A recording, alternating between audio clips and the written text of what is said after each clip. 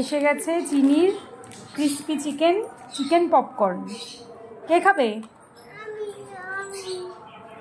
চিনি খায়, খেতে ভালোবাসে। আর কে খাবে?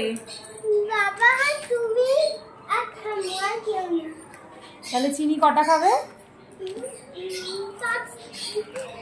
অনেকটা। ও অনেকটা, হিসেব করে বলতে পারছে না এতগুলো খাবে। একটু সস দিয়ে দিই।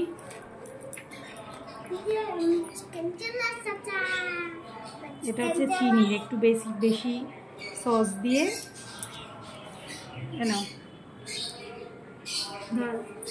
চিনি খুশি? দু হাতে ধরো, পড়ে যাবে। দু হাতে ধরো। চিনি চিকেন পেয়ে খুশি?